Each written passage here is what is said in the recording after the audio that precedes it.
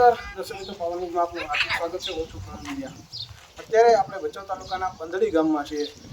મારી પાછળ જે દ્રશ્યો જોઈ રહ્યા છો એ ગ્રામ પંચાયત છે જે ભૂકંપમાં ધ્વસ્ત થઈ ગઈ હતી અને ત્યારબાદ ભૂકંપ પછી જે નવનિર્માણ પામેલી ગ્રામ પંચાયત હતી એ પણ અત્યારે તોડી નાખવામાં આવી છે. કારણ કે કાચું કામ હોવાના કારણે, નબળું માલ મટીરિયલ વાપરવાના કારણે એ છે લગભગ 15 થી 20 વર્ષની અંદર જ કાટમાળ છે એ બની ગયેલું છે.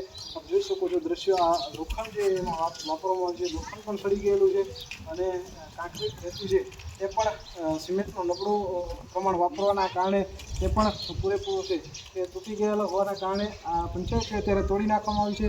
અને નવી પંચાયત છે એ ગ્રાન્ટ ઓછી હોવાના કારણે અત્યાર સુધી પાસ નથી થઈ, પરંતુ હવે કહેવામાં આવી રહ્યું છે કે આ પંચાયત હવે છે નવી સદી બનાવવામાં આવશે. એ ક્યારે બનાવવામાં આવશે હવે પછીનો પ્રશ્ન છે, પણ અત્યાર સુધીમાં આ ગામ છે બંધડી એ પંચાયત વિહોણું ગામ છે. અત્યારે પંચાયતની ઓફિસ કોઈપણ પ્રકારની ક્યાંય પણ ગામમાં ઉપસ્થિત નથી. અને અહીં બાજુમાં આપણે હું દ્રશ્ય બતાવીશ જે કમિટી હોલ છે એ પણ ભૂકંપ પછી બનાવવામાં આવેલું છે.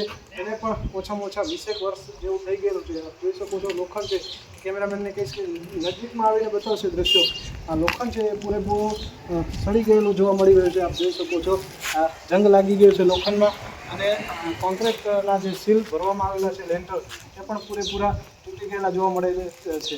આ તમામ પ્રકારનું કામ છે એ એક ભ્રષ્ટાચાર અંતર્ગત બનાવવામાં આવે એવું જોવા મળ્યું છે. હું અંદરના દ્રશ્યો બતાવીશ કે અંદર જે કઈ પ્રકારનું છે એ બાંધકામ કરવામાં આવેલું છે. જોઈ શકો છો દ્રશ્યો. બારી દરવાજા પણ પૂરેપૂરા થઈ ગયેલા છે, ટાઇલ્સ પણ નીકળી ગયેલી છે. આ પૂરેપૂરું કામકાજ છે એ મોટામાં મોટો ભ્રષ્ટાચાર જોવા મળ્યો છે. લોકો બંધડીની ગ્રામ પંચાયત બાદ હું આપણે બંધડીનું બસ સ્ટેશન છે જૂના બંધડીમાં આવેલું છે એ બસ સ્ટેશનના દ્રશ્યો હું બતાવું છું આપને. આ પણ ભૂકંપ પછી જ બનાવેલું બસ સ્ટેશન છે અને આની હાલત પણ આપ જોઈ શકો છો.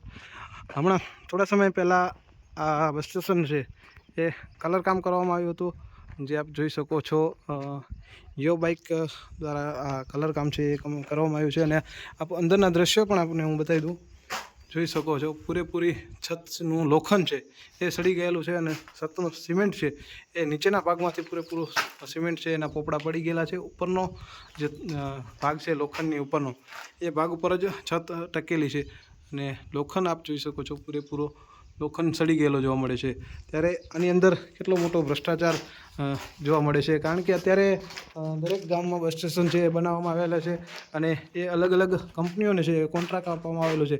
ત્યારે આ ગ્રાન્ટ છે એ પાસ થાય છે અને પૂરેપૂરી ગ્રાન્ટ છે એ પચાવી જવામાં આવતી હોય છે. અને કંપનીઓના જે CSR ફંડ છે એમાંથી આ બસ સ્ટેશનો છે એ બનાવવામાં આવતા હોય છે.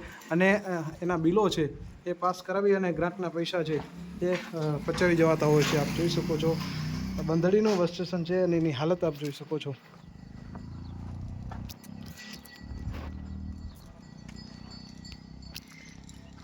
પૂરેપૂરો બસ સ્ટેશન છે એ બિસ્માર હાલતમાં જોવા મળી રહ્યો છે. હવે જોવાનું એ રહ્યું કે આ પ્રકારના જે કામો કરવામાં આવેલા છે એ કામો પર તંત્ર કેટલું ધ્યાન આપે છે અને જે પણ લોકો આની અંદર ભ્રષ્ટાચાર આચર્યો છે એના પર કાયદેસરની કાર્યવાહી કરવામાં આવે છે કે કેમ. આ પ્રકારના તમામ સમાચારો માટે પાવન ન્યૂઝ ચેનલને સબસ્ક્રાઈબ કરો અને આ વિડીયોને વધુમાં વધુ શેર કરો, વિડીયોને લાઇક કરો અને જોડાયેલા રહો પાવન ન્યૂઝ સાથે.